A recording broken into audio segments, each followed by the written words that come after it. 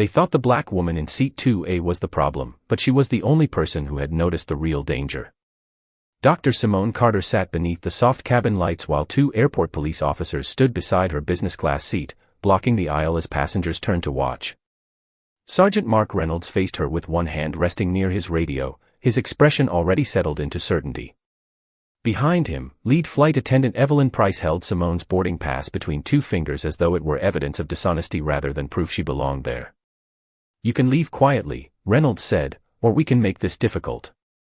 Simone looked at him, then passed his shoulder toward the emergency exit near row 12. A small amber indicator above the door flickered once, disappeared, then flashed again. No one else seemed to notice. The engines hummed beneath the floor, sending a faint vibration through the armrest under Simone's palm. "Before you remove me," she said, "ask the captain why that exit warning keeps returning." Evelyn exhaled sharply. "This is exactly what I meant. She keeps delaying." Simone's electronic boarding pass was still open on her telephone. Seat 2A.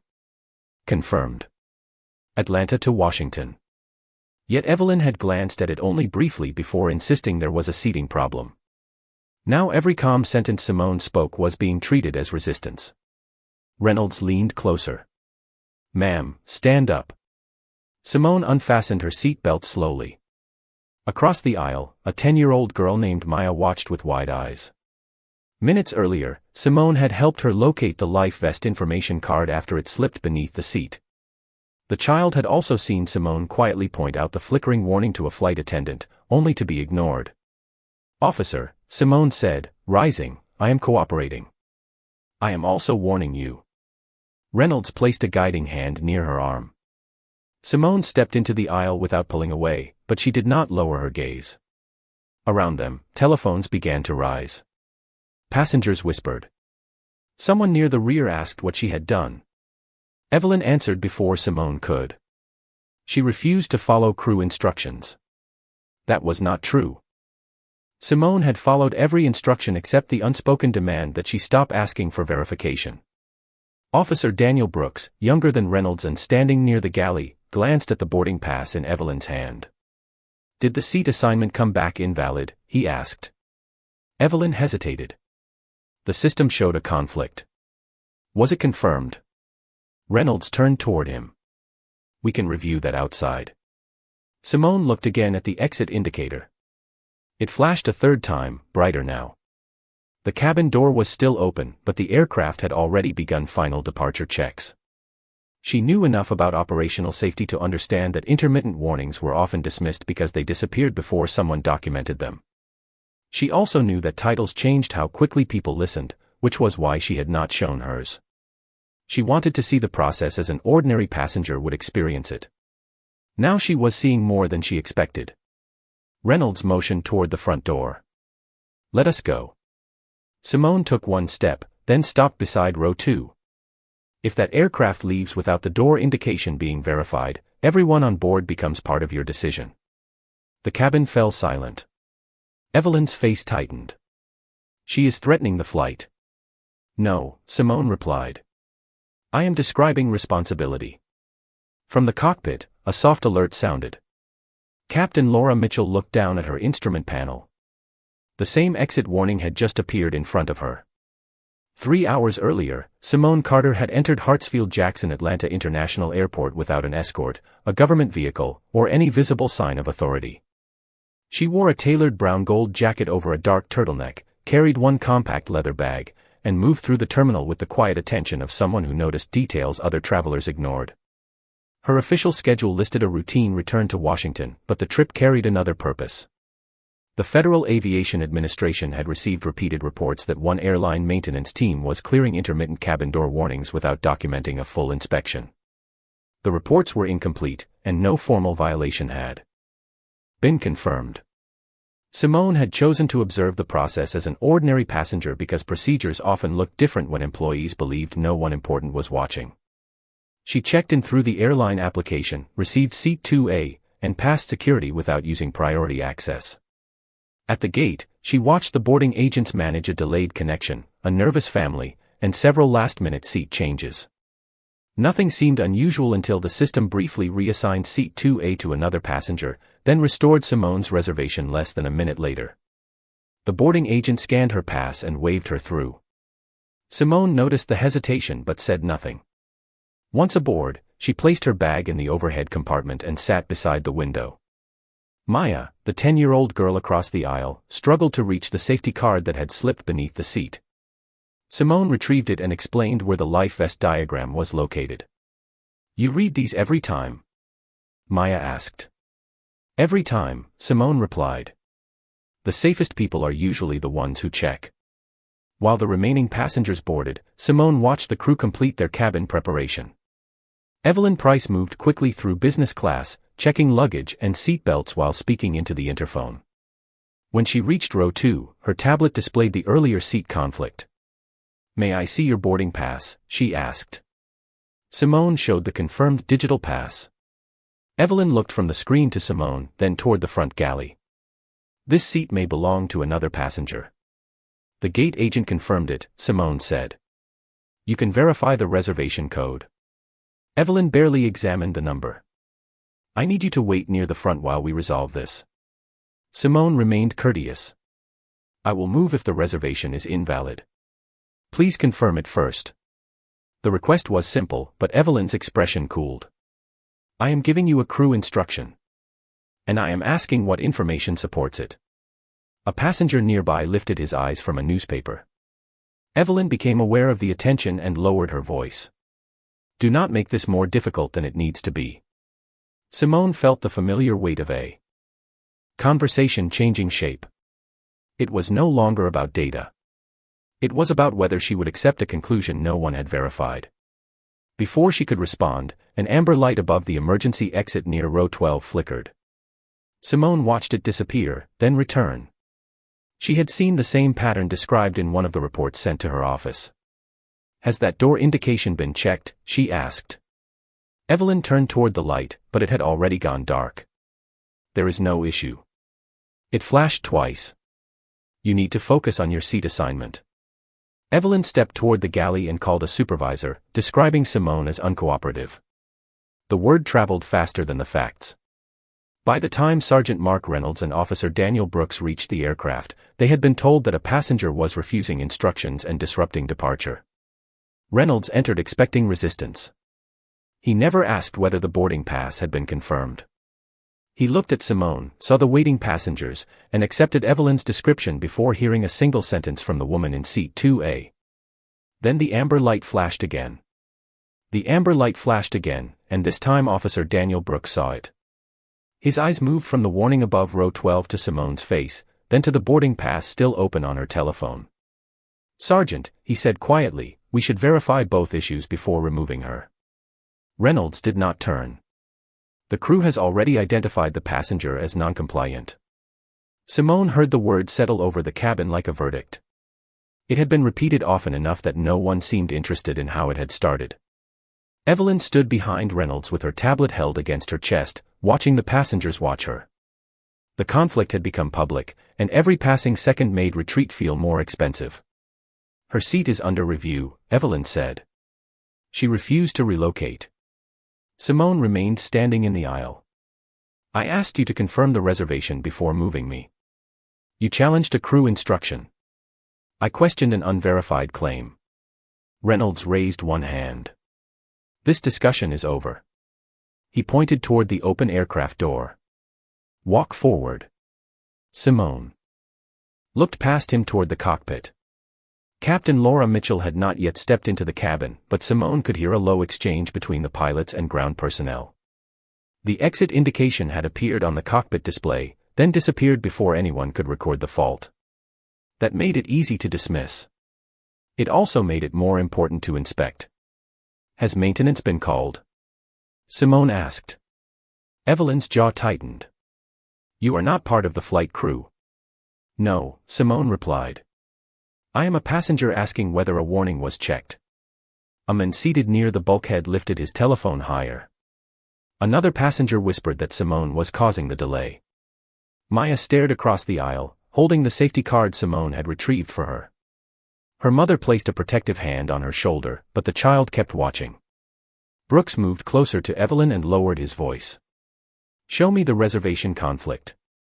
Evelyn unlocked her tablet. The screen displayed Seat 2A with a yellow synchronization notice, not a cancellation. Brooks scrolled down. Simone's confirmation number was still active. Her boarding pass is valid, he said. Reynolds finally looked at him. We can establish that outside. Why outside if the system already confirms it? Brooks asked. The question caused a subtle change in the cabin. It was the first time someone wearing a uniform had challenged the story aloud. Reynolds felt it immediately. His shoulders stiffened. Because the crew requested removal. Simone watched his face and recognized the moment when procedure stopped being the reason and pride became the engine. He had entered the aircraft believing the problem was already defined. Now evidence was asking him to reconsider in front of passengers, crew members, and a younger officer. Sergeant, Simone said, verification is not a loss of authority. Reynolds looked directly at her. You do not get to lecture me on authority. Then let the facts do it. Evelyn stepped between them. Even if the seat is valid, she has disrupted boarding, questioned safety procedures, and refused to follow direction. Brooks glanced toward the cockpit. Questioning a warning light is not disruption if the warning is real. The amber indicator flashed once more. This time several passengers saw it. A murmur traveled through the cabin. Evelyn looked toward row 12, then quickly back at Reynolds. It is probably a sensor delay. Probably is not a safety check, Simone said. Captain Mitchell appeared at the cockpit doorway. Her expression was calm, but her voice carried across the first rows. We received an intermittent exit door indication. Maintenance has been requested. Silence followed. Reynolds lowered his hand slightly. For 1 second, the decision could still have changed. He could have paused, confirmed the seat, and allowed the warning to be inspected without turning Simone into the enemy. Instead, he looked at the raised telephones and the waiting passengers. We are still completing the removal, he said. Brooks stared at him. Sergeant, the boarding pass is valid. Reynolds kept his eyes on Simone. She can explain everything in the terminal. Simone picked up her leather bag and stepped toward the front door. She was cooperating, just as she had said. Yet before crossing into the jet bridge, she turned to Captain Mitchell. Please make sure maintenance inspects the latch, not only the sensor. Mitchell studied her. Why the latch? Simone looked once at the flickering amber light. Because intermittent warnings often disappear before the underlying problem does. Then she walked off the aircraft while Reynolds followed, still unaware that the woman he had removed understood the system better than everyone who had refused to listen. The jet bridge felt colder than the aircraft cabin, its white lights reflecting from the metal walls as Simone walked toward the gate with Reynolds beside her and Brooks several steps behind. She carried her leather bag in one hand and kept the other visible, though no one had asked her to. The habit came from years of entering rooms where people noticed her authority only after they had questioned her presence. At the end of the bridge, Reynolds stopped near the gate counter. Hand me your boarding pass and identification, he said. Simone placed her telephone on the counter with the confirmed pass still displayed. The reservation has already been verified. Identification, Reynolds repeated. Brooks stood near the doorway, glancing back toward the aircraft. Through the small window, ground technicians were approaching row 12 from outside. Inside the cabin, passengers remained seated while Evelyn spoke with Captain Mitchell near the front galley. Maya pressed one hand against the window beside her seat, searching for Simone through the glass. Simone saw her and slowly lifted one palm. She drew a quiet breath, then lowered her hand, showing the child how to calm herself. Maya copied the motion. Reynolds noticed. You seem very comfortable directing people. Simone turned toward him. I am helping a frightened child breathe. You have disrupted a commercial flight. Your decision removed a passenger with a valid ticket while a safety warning was active. Reynolds took a slow breath. This would have been easier if you had followed instructions. I did follow them.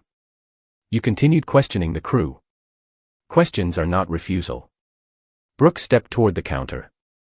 Sergeant, the seat record is clear.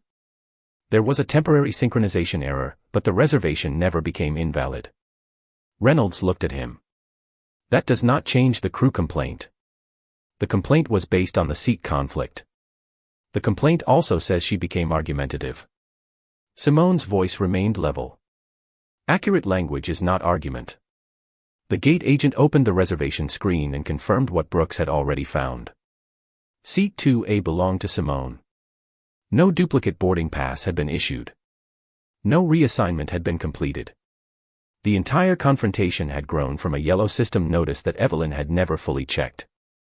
Reynolds stared at the screen for a moment, then shifted his attention toward the jet bridge.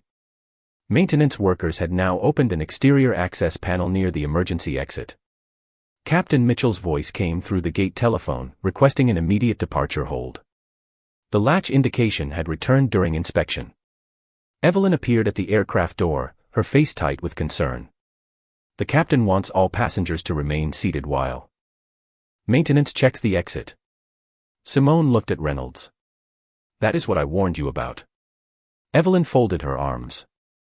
The warning does not excuse the disruption. Brooks turned toward her. What disruption? Her pass was valid, and the warning was real. Evelyn glanced at the passengers watching through the open doorway. She refused to move when instructed. Simone stepped closer to the counter, still leaving space between them. You asked me to surrender a confirmed seat because you assumed the system error belonged to me. When I requested verification, you labeled me noncompliant. When I identified a safety concern, you called it delay. Reynolds raised a hand. Enough. The word came too quickly. It was not a command meant to protect anyone. It was an attempt to stop the facts from becoming more public. Brooks looked at his sergeant with open disappointment. Sir, we should document this accurately before taking any further action. Reynolds looked toward the aircraft, where Maya still watched through the window. Then he looked at the telephones held by passengers near the front rows. Pride offered him one path. Evidence offered another. He reached for Simone's identification. We are completing the report first. Simone opened her wallet and removed a federal credential without displaying it broadly. She held it between two fingers and looked directly at him. You asked me to verify who I am, she said. Now verify everything else with the same care. Reynolds took the card, looked down, and felt the certainty leave his face. Reynolds stared at the federal credential in his hand. The seal, the photograph, and the title were unmistakable. Dr. Simone Carter, Senior Director of Operational Safety Standards, Federal Aviation Administration. For several seconds, the gate seemed to lose all sound except the low vibration of the aircraft engines beyond the glass. Brooks leaned closer, read the identification, and looked at Simone with sudden recognition. You are with the FAA. Simone kept her voice calm. I am also the passenger assigned to seat 2A. Reynolds lifted his eyes. The authority he had carried through the aircraft now looked less like confidence and more like a wall built too quickly. Evelyn stepped forward, trying to read the credential from where she stood. Why did you not say that earlier? Simone turned toward her. Because my position should not determine whether you verify a boarding pass. Evelyn's face tightened. You allowed this to escalate. I asked you to check the reservation. I warned you about the exit indication. You chose to call me noncompliant. Brooks looked toward the jet bridge window as a maintenance technician raised one hand to signal the captain. Moments later, Captain Mitchell came through the aircraft door holding a maintenance tablet. The latch sensor is not the only problem, she said. The exterior mechanism is not seating consistently. The aircraft is grounded until the assembly is inspected and cleared. Evelyn's expression changed. Reynolds looked from the credential to the aircraft, then back to Simone. The warning had been valid. The seat had been valid. The only thing that had not been verified was the story used to remove her. Maya appeared behind Captain Mitchell near the doorway, holding her mother's hand. Is she coming back? The child asked. Her mother tried to guide her away, but Simone smiled gently. I am all right, Maya. The girl looked at Reynolds. She told them about the light before you made her leave.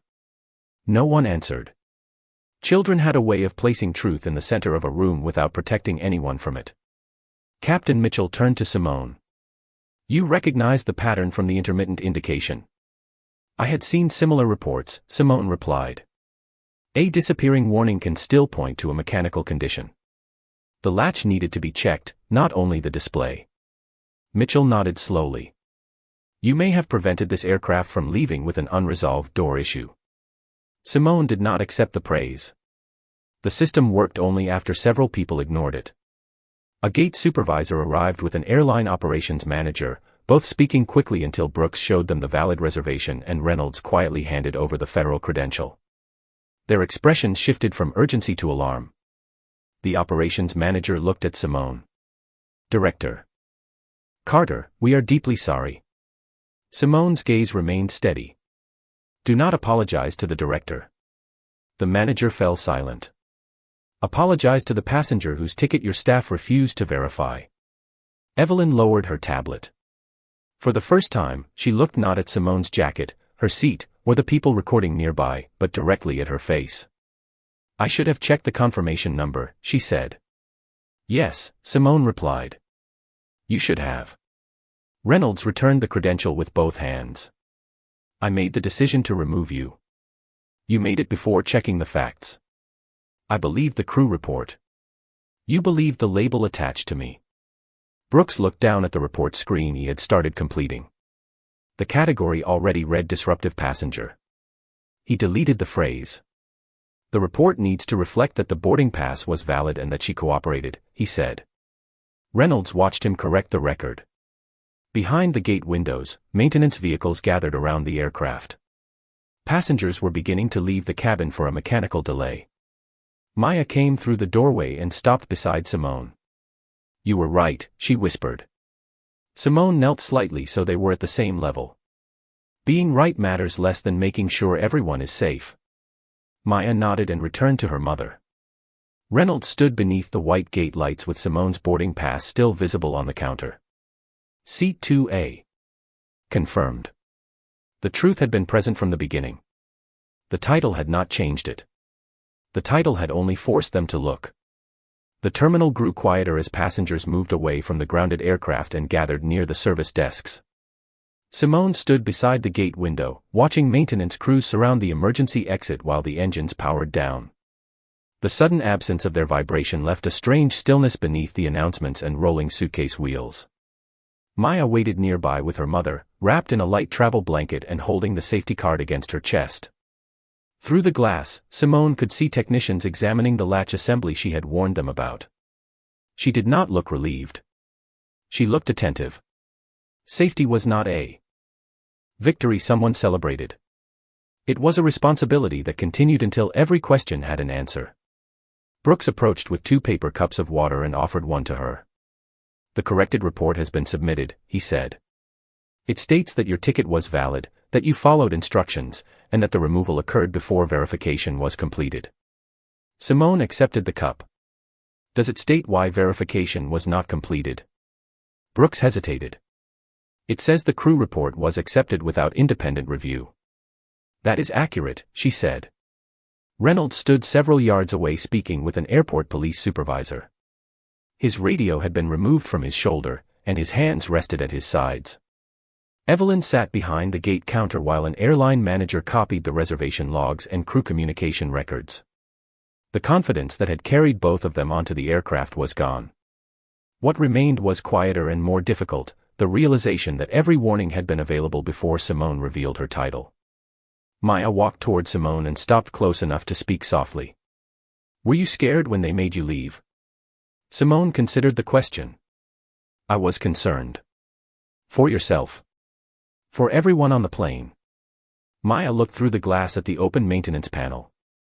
Even for the people who did not believe you. Simone nodded.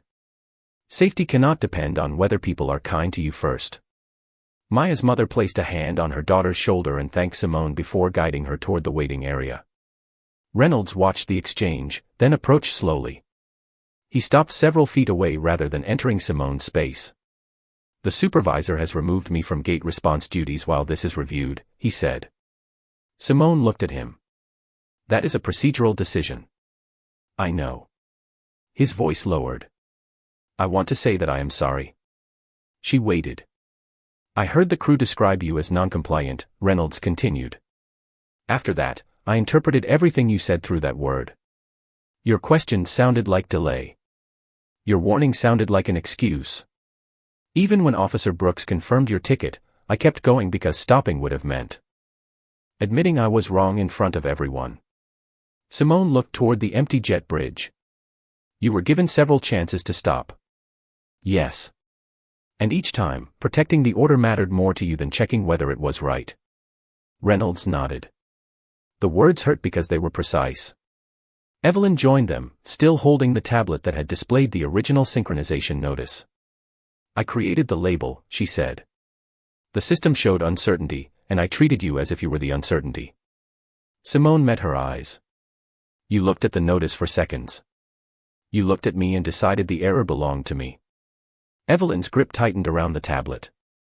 I did. No excuses followed. Outside, a technician closed the access panel and marked the aircraft out of service pending replacement of the latch mechanism. Captain Mitchell entered the gate area and confirmed that the flight had been cancelled. The aircraft will not return to service until the door assembly passes inspection, she said. Simone nodded. That was the outcome that mattered. Reynolds looked at her federal identification now resting beside the boarding pass on the counter. Your title changed everything. Simone picked up the credential and placed it inside her wallet. No, she said. The facts were the same before you saw it.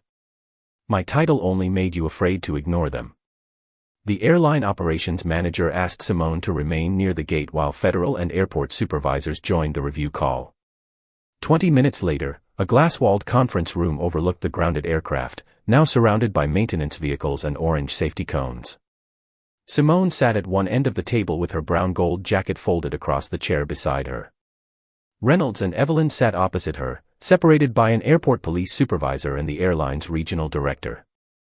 Officer Brooks stood near the door with the corrected incident report. No one mentioned Simone's title first. That was intentional. Captain Mitchell placed the maintenance findings on the table. The latch assembly failed its secondary inspection, she said. The intermittent warning was connected to an actual mechanical condition. The aircraft could not be released. The regional director looked toward Simone. Your observation prevented an unsafe departure. Simone shook her head. The warning system did its job. The problem was that people kept treating the person pointing to it as the disruption. Evelyn lowered her eyes. Reynolds remained still. The airport police supervisor opened the body camera record. The first clip showed Reynolds entering the cabin and accepting the phrase noncompliant passenger without asking what Simone had refused to do. The second showed Brooks confirming the valid boarding pass. The third captured Reynolds continuing the removal after the cockpit warning appeared. The room listened to each choice in the exact order it had happened.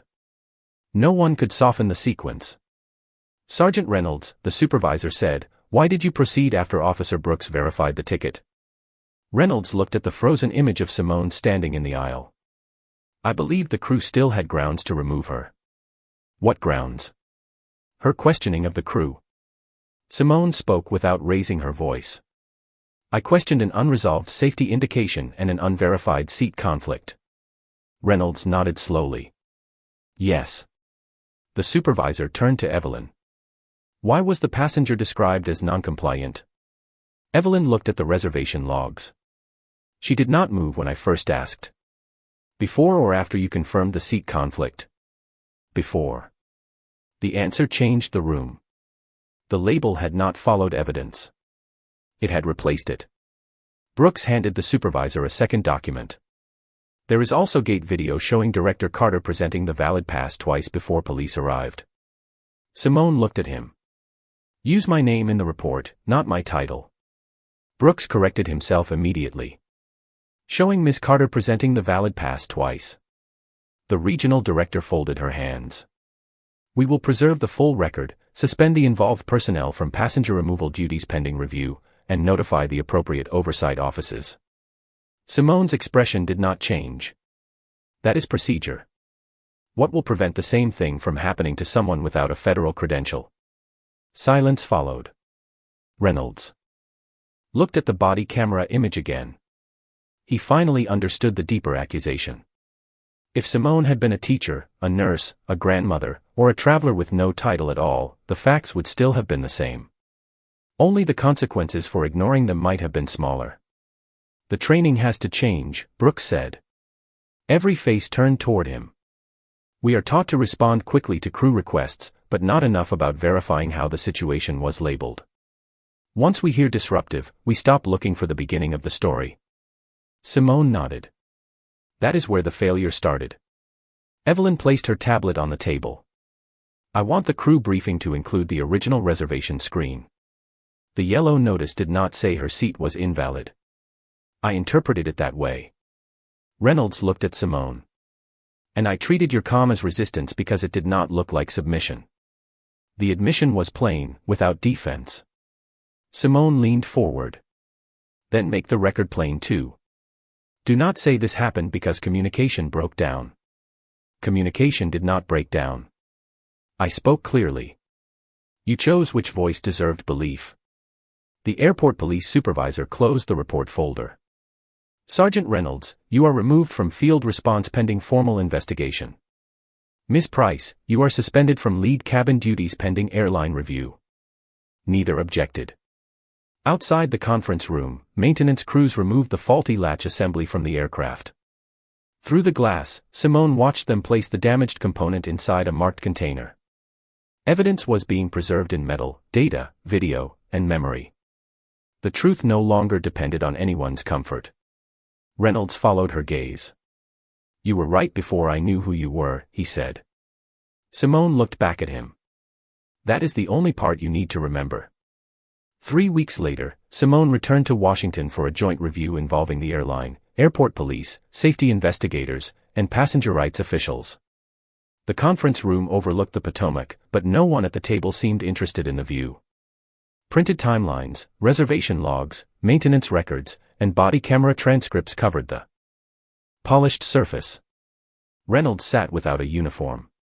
Evelyn wore a plain gray suit instead of her lead flight attendant jacket. Both had been removed from frontline duties while their cases were reviewed. The airline's legal counsel began with a formal apology that emphasized Simone's federal position, her expertise, and the seriousness of mishandling a senior government official. Simone allowed him to finish. Then she closed the folder in front of her. You are still apologizing to the title, she said. The room became quiet. The title was never the injured party. The passenger was. The airline president leaned forward. What would a meaningful response look like to you? Simone looked around the table. First, stop treating the phrase noncompliant passenger as a conclusion. It is a claim that must be supported by specific behavior. A policy director began taking notes. Second, require gate staff and crew members to verify seat records before requesting police removal, unless there is an immediate safety threat. The airport police chief nodded. That can be added to response protocol. Third, Simone continued, train officers to separate cooperation from submission. A person can follow instructions and still ask why those instructions are being given. Reynolds lowered his eyes. Simone turned toward the maintenance records. And every intermittent safety warning must be documented before it disappears. The aircraft should never have reached final departure checks without that latch history being reviewed. Captain Mitchell, attending remotely, confirmed that the airline had already issued a temporary fleet-wide inspection order. 7 similar latch assemblies had been removed for further testing. The discovery changed the scale of the incident. What began as one ignored light had exposed a larger weakness in the maintenance process. Evelyn finally spoke. I want to participate in the retraining. Simone studied her. To defend what you did? No. To explain how quickly a system notice became an assumption, and how quickly my assumption became language that everyone else trusted. Reynolds looked toward the body camera transcript. I should participate too. The police chief turned to him. That decision will be part of your disciplinary review. Reynolds nodded. I understand. But whether I return to duty or not, recruits should hear what happened from the person who continued after the facts changed. Simone watched him carefully. Then do not present yourself as someone trapped by procedure. I will not. Say that Officer Brooks gave you a chance to stop. I will. Say the ticket was valid before you removed me. I will. Say the safety warning was visible, and you chose to protect the order instead of checking whether the order was right. Reynolds held her gaze. I will say all of it. The airline president asked whether Simone intended to pursue personal compensation. She looked at the footage paused on the conference screen, showing Maya watching from across the aisle while two officers stood beside seat 2A. Use the settlement funds to support independent passenger advocacy at major airports, she said. People should have somewhere to turn before a misunderstanding becomes a removal. The attorney blinked. You are declining personal payment. I am choosing what might prevent the next person from standing alone. Evelyn's expression softened, but Simone did not offer easy forgiveness. Kindness was not pretending the damage had never happened. It was refusing to let the damage become the only outcome. By the end of the meeting, the airline approved mandatory reservation verification, revised its use of the word noncompliant, expanded documentation for intermittent warnings, and created an independent review process for disputed removals. Airport police adopted a pause and verify requirement when no immediate threat existed. Reynolds and Evelyn both signed statements accepting responsibility for their decisions. As the others gathered their papers, Reynolds approached Simone near the window. You could have ended our careers. Simone looked out at the river. Accountability is not about ending people. It is about ending the behavior that harmed someone. He stood silently beside her. An apology changes what you say about yesterday, she continued. Responsibility changes what someone else experiences. Tomorrow. Reynolds nodded. For the first time, he did not ask whether she forgave him. He understood that the better question was whether he would become worthy of it. 6 months later, Simone stood inside the same Atlanta terminal beneath a wide window overlooking the runway. Morning sunlight stretched across the polished floor while passengers moved between gates with coffee cups, backpacks, and boarding passes held ready in their hands. She wore the same brown-gold jacket, not because she wanted to remember the humiliation, but because she refused to let one unjust moment take ownership of anything that belonged to her. At the nearby counter, 2 passengers with the same last name had been assigned overlapping seat records after another synchronization error. A young gate agent noticed the yellow alert, paused, and checked both confirmation numbers before speaking. She apologized, corrected the assignments, and printed new boarding passes in less than 2 minutes. No police were called. No passenger was labeled difficult. No one was forced to prove their dignity before the facts were reviewed. Simone watched quietly as the travelers thanked the agent and continued toward the jet bridge. Across the terminal, a glass training room faced the gate area.